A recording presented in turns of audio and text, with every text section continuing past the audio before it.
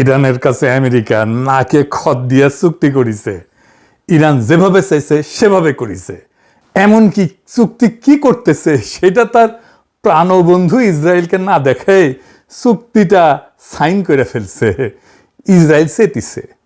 ইসরায়েলের সাথে আমেরিকার সুখের সংসারে লাগিছে আগুন। এডিটর সাহেব, করুণ সুর হবে নাকি চাকভুম হবে বুঝবার পারিছি না। কোনটা দিমো? চাকভুম দেবো? আজাদ দেয় না। $300 বিলিয়ন ক্ষতিপূরণ দিল ইরানকে আমেরিকা। অনেক তালেবর কইছিল ইরান হাইরা যাবে, ইরানের এই রেজিম টিকবে না। আমি বইলা গেছি বারে বারে ইরান হারবে না। আমি শুধু বইলাই যাই নাই, দেখাই দিছি কেন ইরানকে হারাইতে পারবে না আমেরিকা আর ইসরায়েল। বাংলাদেশে একটা প্রবাদ আছে, কাঙালের কথা বাজি হইলে ফলে, পিনাকি কাঙালের কথা বাসি হয়ে ফললো। আমি এই জন্যে ইমাম খামিনিকে মেরে ফেলার পর বাংলাদেশের পররাষ্ট্র মন্ত্রণালয়ের বিবৃতি নিয়ে রজার খলিলের ধুইছিলাম, উনারে তুলাধনা করছিলাম। এডিটর সাহেব তুলাধনার সাউন্ড দেন। উনার জ্ঞান নাকি সুয়ায় পড়ে আন্তর্জাতিক রাজনীতি নিয়ে, ভূ রাজনীতি নিয়ে, জিও পলিটিক্স নিয়ে, পররাষ্ট্র বিষয়ে। কইছিলাম এটা ইরান মনে রাখবে, কইছিলাম আমেরিকা হারবে আর দুনিয়ার পাওয়ারের ব্যালেন্স বদলায় যাবে। হইল এখন ইরান সামরিকভাবে দুর্বল ছিল, অনেক দুর্বল আমেরিকা আর ইসরায়েলের সম্মিলিত শক্তির কাছে। তাও এই অবিশ্বাস্য বিজয় কেমনে হইল এটা আমরা আজকে বুঝে দেখব। আর আমাদের জন্য এটাতে কি শিক্ষা আছে সেটাও আপনারা বুঝতে পারবেন। 2026-এর 6 মার্চ, বেশি দিন আগের কথা না, কয়েক মাস আগে, ট্রুথ সোশ্যালে ক্যাপিটাল লেটারে একটা পোস্ট দিল টেরাম মামু। 3টা শব্দ, আনকন্ডিশনাল স্যারেন্ডার, নিঃশর্ত আত্মসমর্পণ।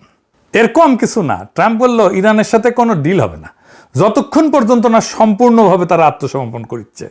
শুধু তাই না, আরো কইছিল আত্মসমর্পণের পর একজন গ্রেট এবং গ্রহণযোগ্য নেতা, অ্যাকসেপ্টেবল নেতা কইছিল, এটা বেছে নেওয়া হবে। মানে কি? মানে ইরানের পরবর্তী সর্বোচ্চ নেতা কে হবে সেটাও ঠিক করবে ট্রাম্প নিজে, ওয়াশিংটন। ট্রাম্প বলছিল তাকে নতুন নেতা নির্বাচনের সময় তার সে থাকতে হবে।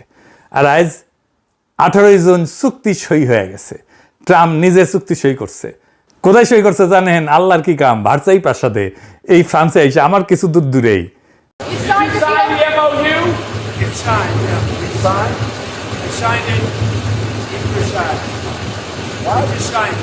আর ইরানের প্রেসিডেন্ট পেজেশকিয়ান এটা আলাদাভাবে সই করে এক্সে ছবি পোস্ট করছে, ক্যাপশন দিছে একটা ঐতিহাসিক দলিল এবং একটা শক্তিশালী ইরানের বার্তা, পারস্পরিক সম্মানের ছায়ায় শান্তি অর্জিত হবে। আর এই চুক্তিতে নিঃশর্ত আত্মসমর্পণ শব্দটা কোথাও নাই, বরং কি আছে সেটা আমি আপনাদের লাইন বাই লাইন পড়ে শোনাবো। আর তারপরে আপনারাই বলবেন কে কার কাছে আত্মসমর্পণ করলো। ইরান কেন নেগোসিয়েশনটা তার পক্ষে করতে পারলো সেটা আমি দেখাবো আপনাদেরকে আজকে।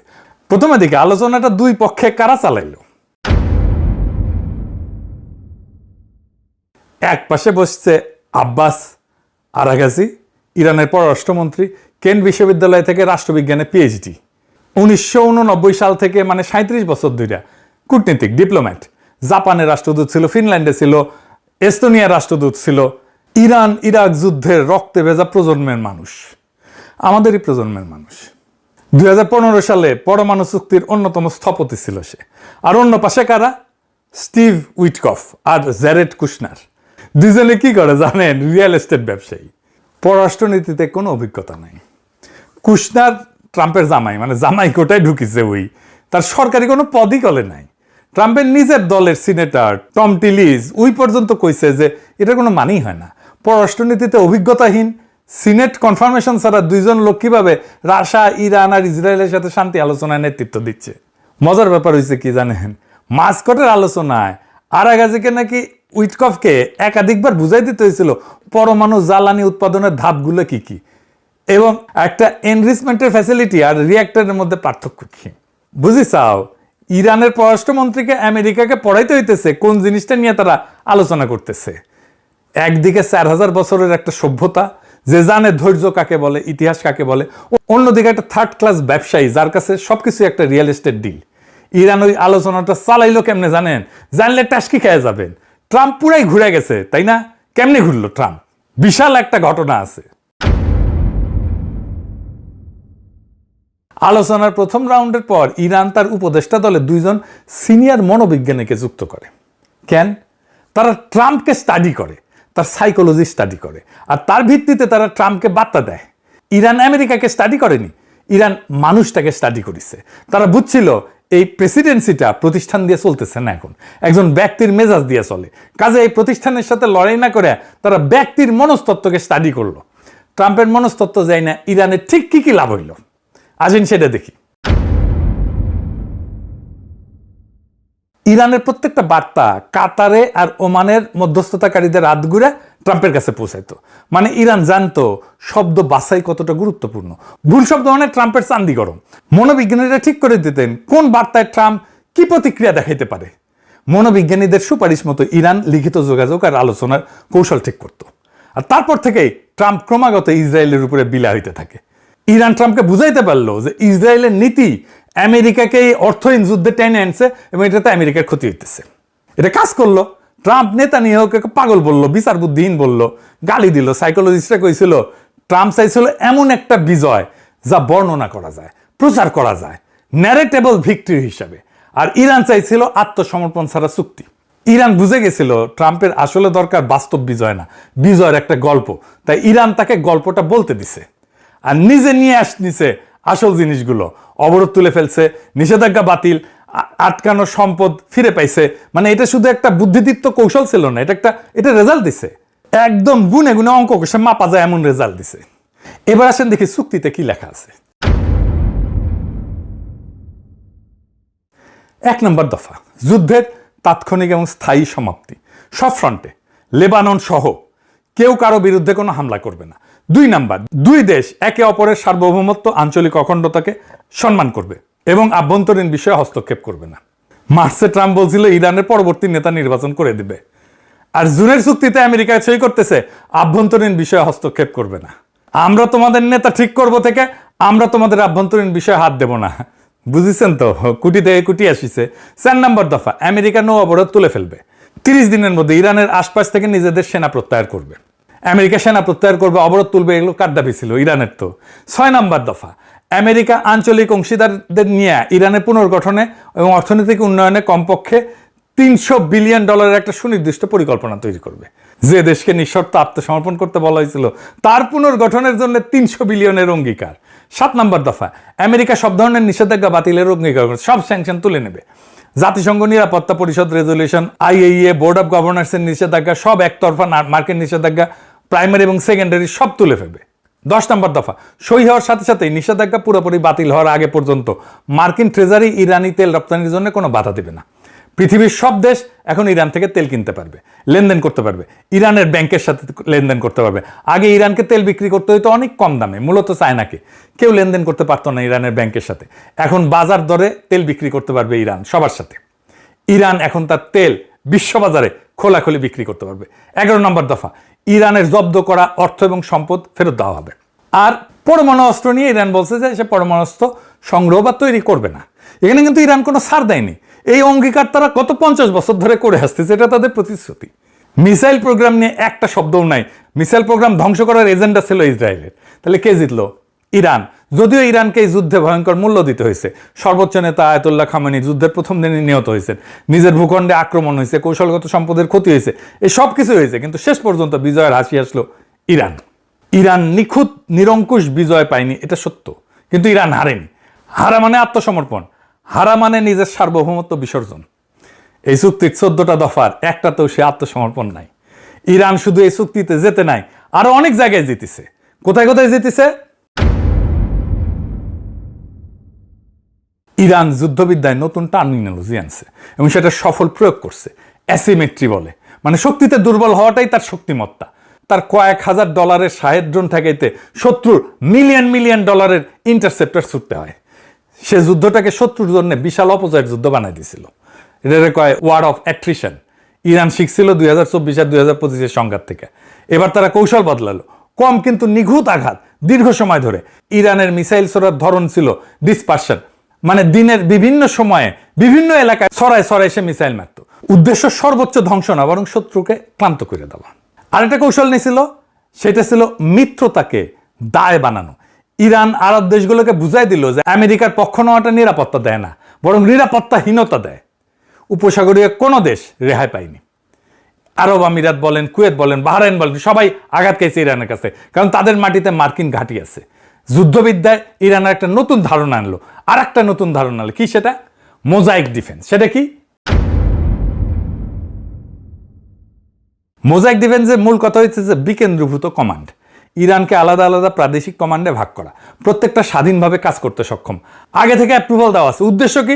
শত্রু যদি কেন্দ্রটাকে ধ্বংসও করে ফেলে, সর্বোচ্চ নেতাকে যদি মেয়েরাও ফেলে, তাও যুদ্ধের যে যন্ত্র, যুদ্ধের যে মেশিনারি, সেটা চলতে থাকবে। আর ঠিক এটাই ঘটছে।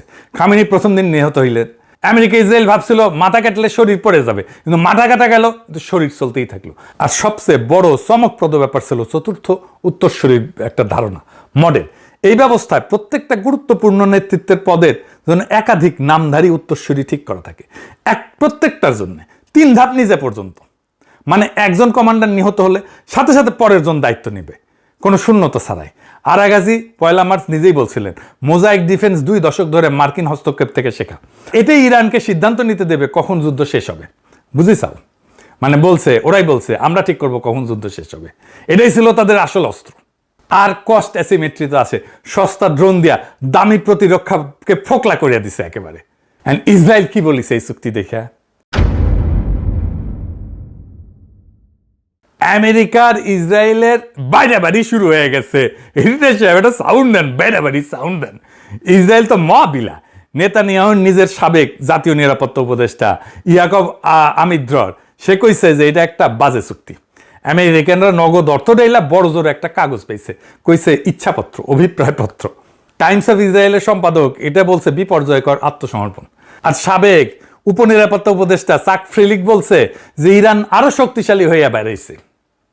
আত্মসমর্পণ যেই শব্দ মারছে, ট্রাম্প ইরানকে হুমকি দিছিল জুনে, সেই শব্দ দিয়া ইসরায়েলেরা নিজেদের অবস্থা বর্ণনা করতেছে।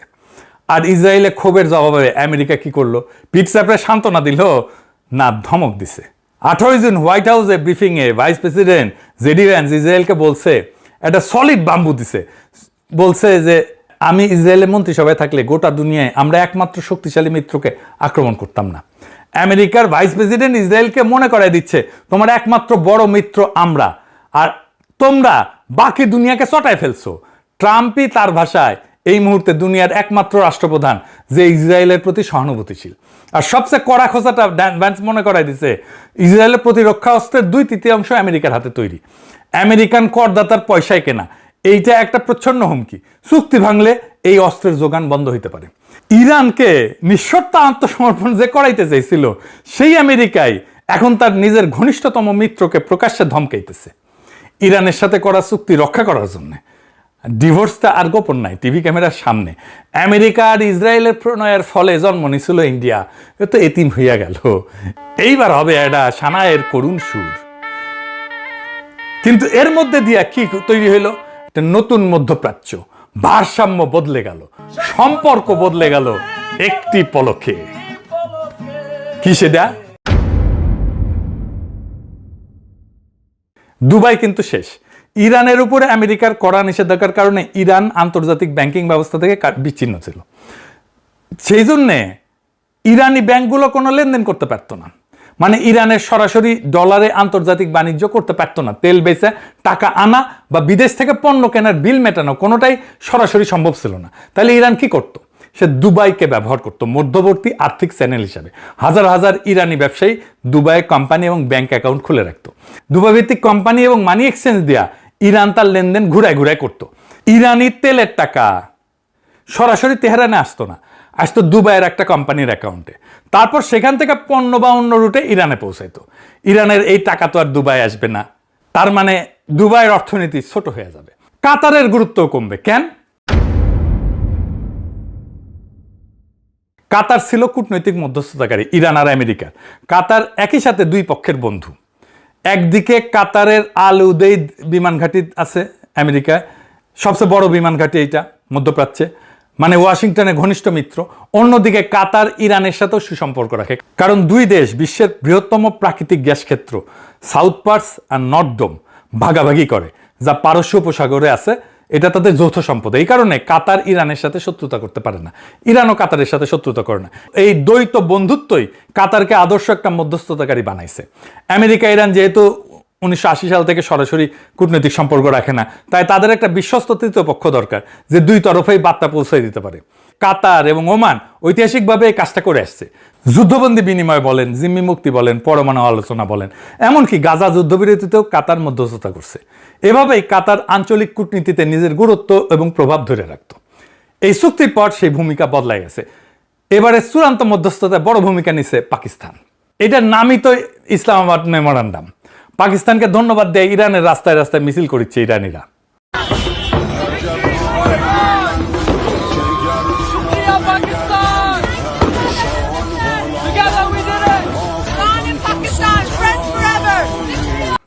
দেখিসাও, বিশ্ব রাজনীতিতে পাকিস্তানকে কোণঠাসা করে রাখার ভারতীয় চেষ্টা মাঠে মারা গেছে। বৈরিত রাস্তায় ব্যানার, থ্যাংক ইউ ইরান। 32 বছর লেবাননে থাকা বিশেষজ্ঞ নিকোলাস ব্ল্যানফোর্ড বলছেন হিজবুল্লাহ 4 দশকের সবচেয়ে আত্মবিশ্বাসী হয়ে বেড়াইছে। তার মানে হিজবুল্লাহ শক্তি সঞ্চয় করছে। ইরান আলোচনায় শর্ত দিছিল লেবাননে ইসরায়েলি হামলা বন্ধ করতে হবে। মানে ইরান শুধু নিজের জন্য না, পুরো মিত্র পক্ষের জন্য দর কষাকষি করছে। আর শান্তির দূত হিসাবে পাকিস্তানের ভাবমূর্তি বদলাই গেছে। আমাদের অঞ্চলের ভূ রাজনীতির জন্য এটা একটা গুরুত্বপূর্ণ পরিবর্তন। যে দেশকে এক ঘরে করার কথা ছিল সে এখন বিশ্ব রাজনীতির কূটনীতির কেন্দ্রে। এইবার তারেক রহমানকে একটা ধন্যবাদ দিই। সে একজন বিশ্ব রাজনীতিতে 10টা PhD করা স্ট্র্যাটেজিক অ্যাডভাইজার রাখিছে, যে ইরান যুদ্ধের ভবিষ্যৎ নিয়ে ভবিষ্যৎবাণী করেছিল। অক্ষরে অক্ষরে পয়েন্টে পয়েন্টে মিলে গেছে। হ্যাঁ, শুনে নেই এটা সেটা। হ্যাঁ, এইটা সে শোনান।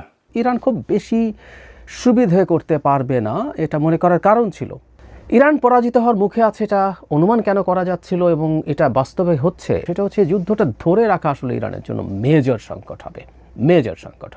কিন্তু ইরান এই চাপটা মোটামুটি নিশ্চিত যে ধরে রাখতে পারছে না। তাহলে ইরান কি সাস্টেইন করতে পারবে? উত্তর হচ্ছে পারবে না। এটা পারার কথা ছিল না। যে রেজিম তাদের আছে, রেজিমটা তাদের সব রকম বিকাশকে রুদ্ধ করে বলে আমি মনে করি। কিন্তু রাশিয়াও কি ইরানকে কোনো অস্ত্র সাহায্য করবে? আমার মনে হয় না। চায়নাও কি করবে? আমার মনে হয় না। চায়না এই যুদ্ধে অন্তত অস্ত্র দিয়ে ইরানকে সাহায্য করবে মনে করার কারণ নেই। কিন্তু ইরান এটা আসলে আর বেশি দিন চালাতে পারবে না। ইনফ্যাক্ট একটা হিসেবে দেখা গেছে যে আস্তে আস্তে ইরানের মিসাইল লঞ্চিং কমছে, আর ইরান খুব বেশি দিন মানে যুদ্ধটা চালিয়ে যেতে পারবে না। এটা মোটামুটি নিশ্চিতভাবেই বলা যায়। হঠাৎ কিছু মিসাইল অ্যাটাক সে করবে। এই মুহূর্তে বলা যায় ইরান বেশ সংকটে আছে এবং সে খুব বেশি আগাতে পারবে না। ইরানের রেজিম খুব বড় চাপের মুখে আছে। সেই রেজিমের পতন হওয়ার সম্ভাবনাও খানিকটা আছে, অনেক এখনও দেখছি না, কিন্তু সম্ভাবনা উড়িয়ে দেওয়া যাবে না। শুনিছেন, মিলিছে না? ওরে তো ইলন মাস্ক টোকায় নিতে গেছিল, পারে নাই, খপ কইরা তারেক রহমান তার উপদেষ্টা বানায় দিচ্ছে। ইনকা স্ট্র্যাটেজিক উপদেষ্টা থাকলে হাঙ্কেরে আর কোনো চিন্তা নাই। যাই হোক, আজকের দিনটা নোট করে রাখেন।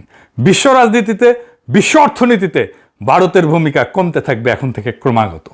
ভারতের পতন শুরু হইল, আমরা এক নতুন কাল পর্বে প্রবেশ করলাম। এইটা আমাদের জন্য সুসংবাদ। দুনিয়ার আগের মতো থাকবে না। আমরা যেই দুনিয়ার স্বপ্ন দেখি সেই দুনিয়া তৈরি হওয়া শুরু হলো। আপনাদের অভিনন্দন। এই বিজয় আপনাদেরও। এই বিজয় মজলুমের। নতুন দুনিয়ায় আপনাদের স্বাগত জানাই।